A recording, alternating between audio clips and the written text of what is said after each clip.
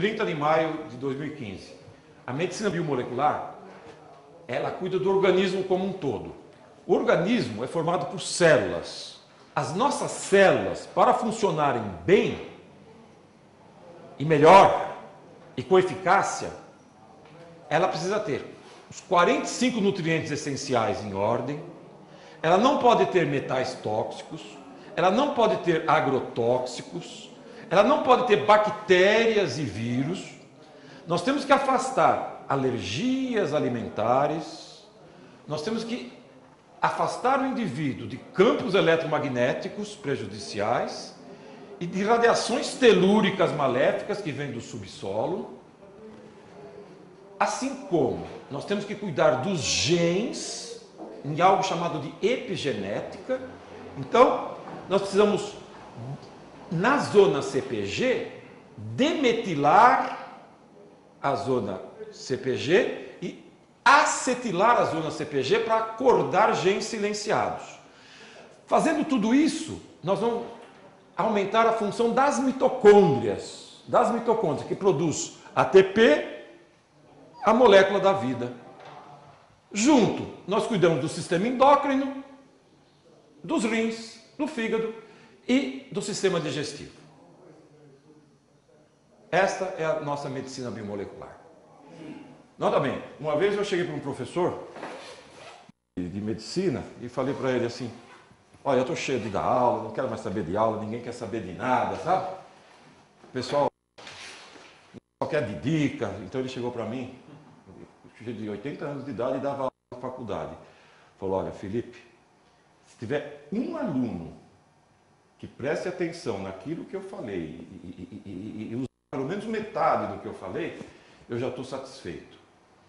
Quer dizer, esse é um professor, né? De verdade.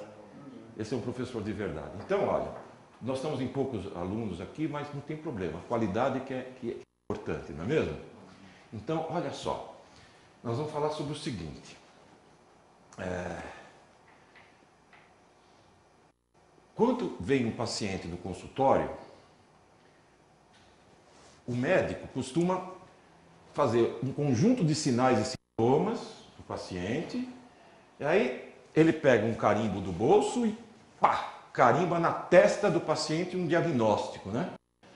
A partir desse carimbo, ele usa as maiores, melhores e mais caras drogas que existem na indústria farmacêutica. Então ele acha que está fazendo uma medicina de ponta, uma medicina de evidências, porque ele fez um diagnóstico brilhante, né? E está usando a melhor droga da indústria farmacêutica, a última que saiu, que o propagandista falou para ele, geralmente, né? E aí ele fica contente. Nós aqui na medicina biomolecular, nós temos que agir de uma outra forma, sabe? Conjunto de sinais e sintomas é importante para nós entendermos o que está acontecendo com o paciente. Então nós precisamos estudar o paciente.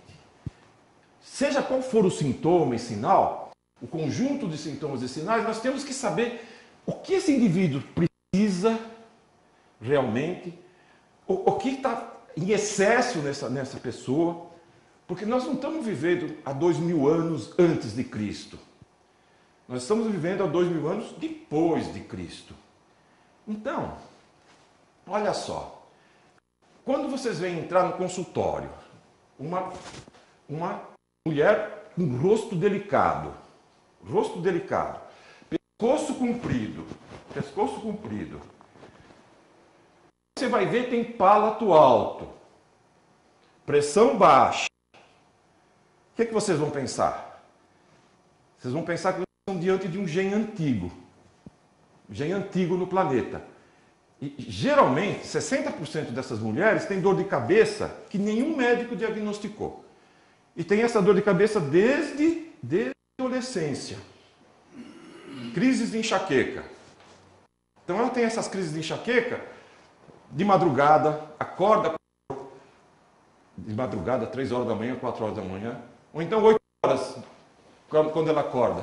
Tem muita fraqueza, tem vontade de sair da cama, um cansaço extremo. No final do dia cai a concentração, cai o rendimento, cai a capacidade intelectual. No meio de uma reunião importante, vem um sono, que vem de repente, de hora ela tem vontade de dormir, uma hora que ela tinha que estar alegre, contente, atenta. Então, às vezes tontura, às vezes tremores, às vezes crises de ansiedade, crises de rancor. As pessoas mais, essas mulheres, que geralmente são mulheres, né? Ela tem, a mãe dela também é bonita, pescoço comprido. As irmãs também, as avós também. E as avós vão uns 89, 90 anos, 100 anos. São longevas.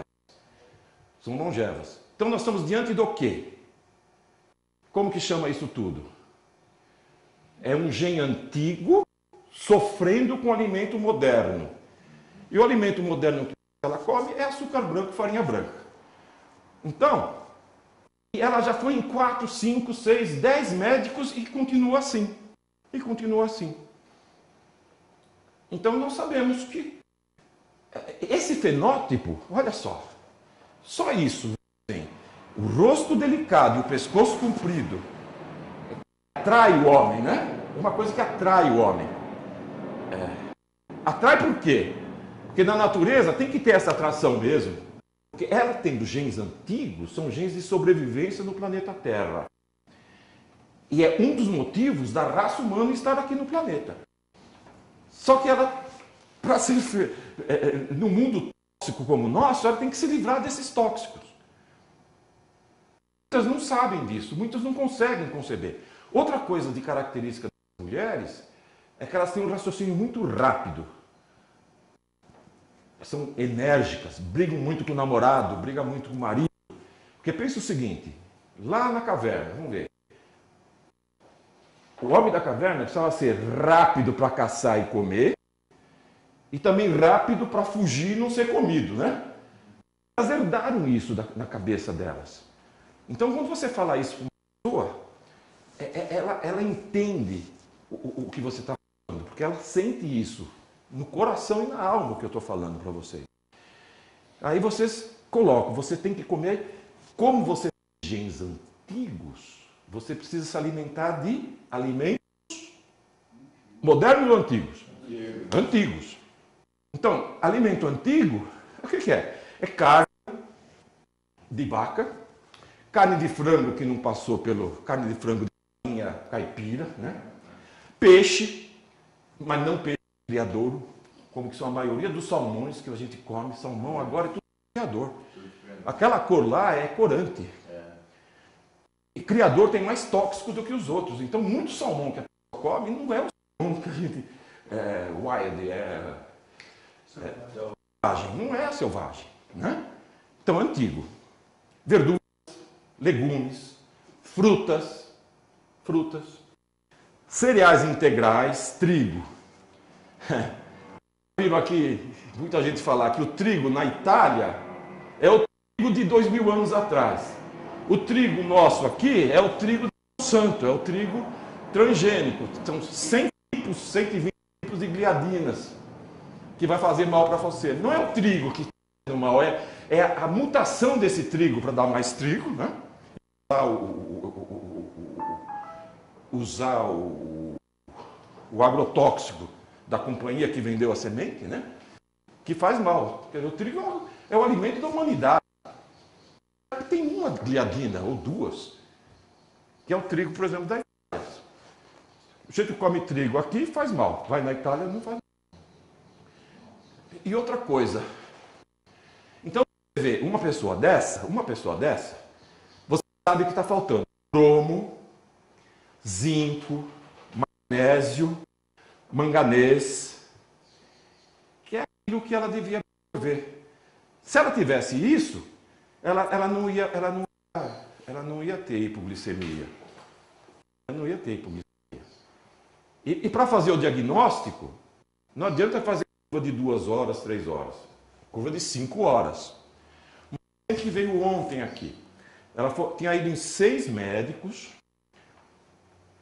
com uma dor de cabeça horrível, enxaqueca, desde a adolescência, ela tinha 34 anos, era uma mulher linda, um rosto delicado, pescoço comprido, sorridente, simpática, né? Aí você vai ver a pressão 9/6, palato alto. Você vai no canino, não tem quase, o canino não é pontudo, ele é raso. Quer dizer, ela tem a boca vegetariana, de uma pessoa vegetariana. Você vai fazer o eletrocardiograma, D1 tem, normalmente D1, nossos aqui tem 10 quadradinhos, né? 12 quadradinhos. Ela tinha 3 quadradinhos. Podia ter 4, 5 quadradinhos, não 12, 15. Quer dizer, D1 pequenininho quer dizer coração pequeno. Então, coração pequeno, pressão baixa, vida longa, né? E isso existe na mãe dela, na avó dela, na tataravó dela. Aí, no exame físico, pessoal, vocês vão lembrar do seguinte. Olha só. Parece é controverso isso, mas há 10 mil anos atrás, os africanos migraram para a Europa. Então, perto do Mediterrâneo. Perto do Mediterrâneo é onde? Espanha, Portugal, Itália, Grécia. Então, o doutor, grande professor de Belo Horizonte, professor Pena, analisou os genomas brasileiros. Espetacular. Então, isso, nós temos que tirar proveito desses pesquisadores do ensino médico a tratar das pessoas. Então, brasileiros que são descendentes de portugueses, espanhóis, italianos, gregos, tem 30% de probabilidade, 30% de probabilidade de ter alergia a leite. Porque praticamente todos os negros têm alergia a leite. Então, no exame físico, podemos nos esquecer de fazer isso aqui na pessoa, né? Ver se a pele destaca no rosto e se destaca no dorso. Destaca facilmente no dorso sem dor. Faz uma prega assim. Então, isso é alergia a leite. A leite de vaca. Leite de vaca. Não de cabra. Então, fala, vou ficar sem leite. Pô, existe leite de soja? Não gosto de leite de soja. Tá, tudo bem. Existe leite de amêndoa, leite de arroz, leite de coco, leite de um gostoso, aveia, leite de aveia. Custa caro, né? Custa caro. Mas existe. Existe. A marca é italiana. La Fenetra. Custa R$19 um litro. Mas é saúde, né? É saúde. Então, isso eu estou dando um exemplo, né? Isso a gente conhece muito bem, esse fenótipo. Pelo fenótipo, você sabe o fenótipo. Mas outras pessoas a gente não conhece muito bem. E essa medicina que nós promulgamos e achamos uma medicina muito avançada e eficaz, à primeira vista, ela parece ser muito, muito difícil. Porque vocês veem radical livre, aquelas fórmulas todas de radical livre, os aminoácidos, os nutrientes, o que está acontecendo? Então, pessoal, olha, existe uma metodologia de estudo do paciente simples, muito simples. Então, olha só, quando a medicina ortomolecular começou, em 1968, com Linus Pauling, ele colocou assim, molécula certa no lugar certo, né? Baseado nos trabalhos de quem? Vocês lembram? Abraham Hoffer. Você esqueceu de outro. Osmond. Dois, né? Abraham Hoffer a gente sempre lembra, né? Osmond a gente lembra. Mas olha, então os canadenses, 5 anos atrás, Abraham Hoffer, com H, né? Hoffer, e o Osmond fizeram um trabalho, duplo cego, randomizado, em esquizofrênicos. Deram altas doses de vitamina B3. Um ano depois, quem recebeu as altas doses de vitamina B3 tiveram alta, precoce, e tiveram menor número de internações, e a qualidade de vida deles foi melhor. Só com niacina. Niacina. Imagine como eles tiveram, esses esquizofrênicos que tiveram flush cutâneo. Né? Mas o importante é o seguinte, o gênio do Linus Pauling viu esse trabalho e generalizou para todas as pessoas. Então, a saúde pode estar aí. Usar molécula certa no lugar certo. Né? Aí surgiu uma coisa que se chamou medicina ortomolecular, que ela dá os nutrientes, né? E dá os nutrientes essenciais, que você não consegue fabricar, que são 45, para alguns 50, 80 é exagerado. Eu fico nos meus 45, tá? Que são os mais certos. Então, a medicina ficou nisso. 45 nutrientes essenciais dá para o indivíduo, para essa célula. Poxa, muito bacana. A evolução disso não foi de Linus Pauling, foi de nós médicos. Inclusive um médico aqui, o Guilherme Deutscher, que trouxe os primeiros pesquisadores de renome do mundo inteiro num congresso. Ele teve um prejuízo enorme. Ele não estava atrás de dinheiro, ele estava atrás de ciência. Então nós começamos a aprender com esses pesquisadores aquela bioquímica pesada. Puxa, como é difícil medicina ortomolecular. Puxa vida, mas é muita bioquímica. Então, pessoal, não tem nada de difícil. Não tem nada de difícil se nós usarmos um método de estudo. Tá? Qual que é esse método? O paciente, primeira vez, chega meia hora antes, preenche um questionário de 450 perguntas, preenche uma autoanamnese, né? E com essa autoanamnese, mais o preenchimento daqueles nutrientes, junto com o exame físico, vocês vão fazer diagnóstico do que está faltando. Do que está faltando. Tá? E baseado no que está faltando, vocês vão fazer a reposição. Então, a primeira coisa que a célula precisa, colocar, como o Linus Pauling falou, os nutrientes certos no lugar certo. Então, nutrientes. Acabou aí o que o Linus Pauling falou. A evolução posterior foram de nós médicos e outros pesquisadores. Então, como nós vivemos num mundo tóxico, nós começamos a dosar. Eu estou fazendo isso desde 1983, tá, pessoal? Então, eu peguei essa fase de dar nutrientes que estão precisando. Aí veio os metais tóxicos, vieram os metais tóxicos. Então, corta o cabelo e manda para o Doctor's Data. O primeiro laboratório no mundo que fez esses exames. Então vamos ver se tem metal tóxico. Você corrige o metal tóxico, corrige os nutrientes, tira o metal tóxico. Como que eu tiro o metal tóxico? Se o paciente tiver uma doença crônica, você não vai fazer EDTA. Você vai dar homeopatia.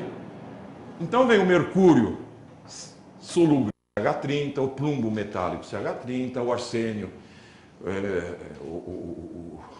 o níquel, nicolon, né? Nicolon metálico.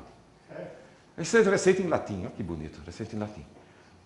Agora, os pacientes agudos, tipo artrite reumatoide em evolução, tendo dor. Um paciente com infarto do miocárdio, com angina. Um paciente com câncer. Um paciente idoso, né? Sofrendo vários tipos de dores. Então você coloca no EDTA. EDTA continua sendo a droga de melhor escolha para tratar metal tóxico. Tirar metal tóxico do indivíduo. A primeira vez que usaram EDTA no mundo foi em 1945, numa paciente com câncer, em fase final, intoxicada com chumbo. Então, estava na fase final, pediram autorização à família, fizeram o EDTA. Tiraram o chumbo, melhorou a qualidade de vida dessa paciente terminal e ela viveu mais algum tempo bem. bem, sem dor. Melhorou muito o estado dela. Então nós aprendemos que o EDTA retira metal tóxico. Quando eu comecei a usar EDTA, nós usávamos 5 gramas na veia. 5 gramas. Estou em 83, 84. Com 5 gramas, você retira muitos tóxicos do indivíduo, sabe? Então, a carga de metal tóxico para os rins é muito grande. E algumas pessoas tiveram necrose tubular aguda, não pelo EDTA, mas pela carga de metal tóxico que foi retirada do corpo inteiro. Então nós passamos para 3 gramas. Eu cheguei a pegar a fase do final dos 5 gramas. Cheguei a usar 5 gramas, 83, 84, 85, 86 já estava usando 3 gramas. Aí, nós passamos a usar 1,5 grama. 1,5 grama. E fizemos os estudos. São 50 pessoas que nós fizemos, eu e o Guilherme Deutscher, né? 1,5 grama retirava metal tóxico. Então, urina de 24 horas, chumbo, mercúrio, né? E tira, e retira, e ferro. Então, o EDTA, 1,5 grama, já é o suficiente. Então, nós passamos a usar 1,5 grama. 1,5 grama por litro ou 250? Por 250 ou 500. Eu ponho 250. Então, fica 1,5 grama de EDTA em 250 ml. Aí você põe o cloreto de magnésio. Eu prefiro o cloreto do que o sulfato, mas pode usar sulfato também, que funciona. Coloca vitamina C, 3 gramas. Né? Vitamina B6, uma ampola. Pronto, acabou. E dá nutrientes para ele, dá complexo B para o indivíduo. Pode ser levedura de cerveja. Né? Pode ser levedura de cerveja. Olha só, lá em 85, 86, nós fazíamos isso. Dava os 45 nutrientes essenciais. Na época eu não tinha o questionário. Então eu fazia o questionário para o indivíduo. Eu ficava horas lá conversando com ele para descobrir o que estava faltando. Mas não dá, a cabeça não dá. Aí eu vou ler esse questionário. Né? É um control soft que me ajuda. Então, olha, os 45 nutrientes e tirar metal tóxico. Tudo bem, fizemos isso. Uma parte melhorava, outra parte não melhorava. Então nós começamos a tirar, ver se tem agrotóxico no indivíduo. Aí veio a biorressonância. A biorressonância, a técnica de voo, 1947, que você coloca num circuito o agrotóxico. Se a amperagem medida cair 5, 6 pontos, ele tem aquele metal. Isso foi muito bem estudado por Gertner, um médico pesquisador de Curitiba, e pelo Dr. Bolsinhas, lá do norte, acho que era de Pernambuco. Então o Dr. Bolsinhas, mais o Dr. Gertner, José Gertner, escreveram um livro sobre bioimpedância, de uma maneira modificada do voo, que ficou mais fácil de ser feita, e eles, vamos dizer assim, regulamentaram, não, que eles não podem regulamentar, mas eles fizeram, como que é o termo? Padronizaram um método fácil de nós fazermos e confiável, e checaram esse método.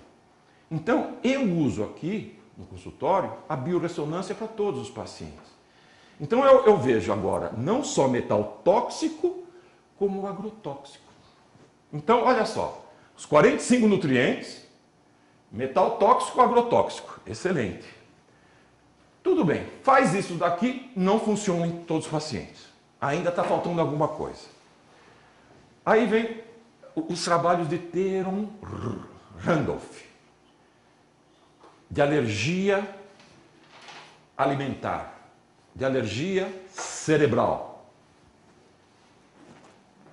O Randolph, eu falei Theron Randolph, né? Theron Randolph. Desculpa, do agrotóxico, a bioimpedância diagnostica e tira? Não, quem tira? Não, quem tira somos nós. Você pode tirar. O EDTA tira. Porque esses agrotóxicos têm metais juntos. Então o EDTA tira. Eu não sei tirar agrotóxicos com homeopatia, depois você me ensina. Biorressonância para fazer o diagnóstico. Qual o aparelho que você usa? É um aparelho que custa R$4.000. É fácil comprar? É fácil comprar. Quem fazia esse aparelho morreu.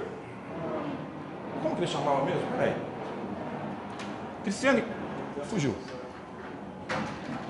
Quem fazia, já ficou um grande amigo meu. Se vende mais. Não deve vender, eu não sei se está vendendo mais. Vende. Como que chamava o... Não lembro. Esqueci, um italiano. Cosmotron, era o... Cosmotron. Então, a empresa é Cosmotron. É o O Simão. Ele faleceu faz, acho que 1 ano. E a família não quis saber nada dos aparelhos dele e ficou com um assistente. Eu não sei como que está isso daí, mas custa... Você tem endereço? Desculpa, você tem endereço? A Cristiane tem. Cristiane tem, fica tranquilo. Agora tem um aparelho alemão também, né? O Vega. Importado. Tem o Vega importado, que custa 25 mil reais. Não interessa, não para mim. Aí o Vega faz um monte de coisa, mas eu quero fazer diagnóstico. Então, pessoal, olha só a nossa dificuldade. Eu estou agora em 1990. Então, olha só, 1990. 45 nutrientes, tira metal tóxico, tira agrotóxico, afasta a alergia alimentar. Aí nós aprendemos com Noguier, o filho do médico, do Rafael, que se você fizer assim, no indivíduo, e puxar, e aqui atrás também, puxar fácil a pele do dorso, alergia a leite. Você pode fazer alergia a leite. E na biorressonância, você também pode ver alergia. Agora, a alergia que eu estou falando, não é alergia por IgE, que você come o alimento e fica com coceira, vermelhidão, urticária, não. Essa é IgE, imediata. Eu estou falando da alergia retardada, IgG. Então, isso, antígeno anticorpo, deposição em órgãos. Então, IgG dá os sintomas 3 a 5 dias depois. 3 a 5 dias depois de você ingerir o alimento. Então, o indivíduo não pensa que aquele peixe de couro, por exemplo, que ele comeu, aumentou a dor articular. Ele não relaciona 5 dias depois. O queijo que ele comeu ele não relaciona com a dor de cabeça que ele teve 5 dias depois. Não relaciona. Então, olha só. Então nós tivemos um progresso muito grande quando nós começamos a pensar na alergia alimentar. De afastar a alergia alimentar. Clinicamente, o leite a gente vê. E por bioimpedância, ela que dosa, acho que uns 60 alimentos. Existem métodos mais sofisticados, que custam muito mais caro, e vê também os alimentos. Esse aparelho dá? Hã? Esse aparelho dá também? Da alergia alimentar também. Porque se... você tem o kit, né? Porque, olha só, você coloca, esse aparelho é o seguinte, é um aparelho eletrônico de amperagem. Se você colocar leite e cair a amperagem, acima de 5 miliamperes, quer dizer, é como se tivesse uma diminuição da energia corporal quando põe leite. Então, alergia a leite. Se você puser o trigo, o glúten, o ponteirinho fica igual. Tudo bem, o glúten não faz mal. Mas se cair o ponteirinho 5 tracinhos... Isso tem os kitzinhos que bota... E tem os kitzinhos... A pessoa pega homeopático, pega na mão. O circuito é fechado assim. Ele tem aqui na mão, a mão lá, segura uma coisa aqui e no circuito vai botando os kits. Tem Uma colmeia. uma colmeia e vai colocando. Depois eu te mostro lá em cima. E vai vendo a amperagem. Vai vendo a amperagem. Pô, bacana. Eu não faço isso, porque eu não tenho paciência para isso.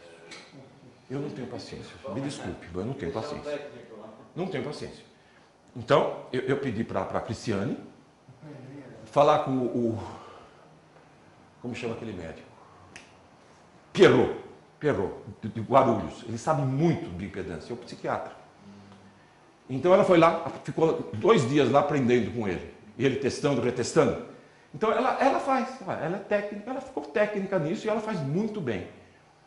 E eu cheguei a fazer um estudo no início, um tempão atrás, com o mineralograma e com o que ela via. 80% de acerto, tá? Não dá 100%, mas 80% de acerto. E o mineralograma capilar. Eu ainda não regulamentei isso, não tentei regulamentar isso no Conselho Federal de Medicina. Eu uso isso aí mais para rastreamento, para rastrear se tem metal tóxico. Aí confirmou, eu Perfeito. É isso mesmo. Eu faço justamente isso. Bacana. Justamente isso. Perfeito. Principalmente nos pacientes com câncer, né? Isso. Quer dizer, a gente usa 2 métodos para ver se tem metal tóxico no paciente com câncer. Bioressonância e um método aceito na literatura mundial e aceito pelo Conselho Federal de Medicina. Depois de 3 anos lá mostrando trabalhos para eles, olha, isso funciona, isso faz em vários lugares do mundo, tem trabalhos aqui, Ah, tudo bem, então vocês podem fazer mineralograma do tecido capilar no Brasil. Pronto. Agora, no Conselho, a gente vai tentando regulamentar aos poucos as coisas, né? Porque essa medicina estava proibida. Em 1989, 1994, 95, ela foi proibida no Brasil. Ela foi proibida, imagina. Proibido você dar nutriente para o indivíduo e tirar metal tóxico do indivíduo. Proibido. Então, então em 98, depois de 2 anos e meio aqui de reuniões no Conselho Regional de Medicina, no CREMESP, graças a uma conselheira, Marisa D'Agostino Gomes. Olha só, a Marisa e eu, uns 5 anos antes, fundamos a Sociedade Brasileira de Medicina Intensiva, a AMIB, Associação de Medicina Intensiva Brasileira. Eu e ela. E aí, por ela me conhecer já há muito tempo, ela me convidou, como conselheira do CREMESP, falou: Felipe, o que é isso, medicina ortomolecular? Eu falei: não, para mim é biomolecular. Eu já chamava de biomolecular. O que é isso? Então vamos ver o que é isso.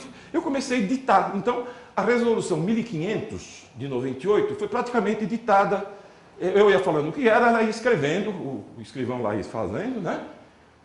Aí eu convidei o Deutsche, eu convidei outro que não foi aceito. Não sei porquê, deixa para lá.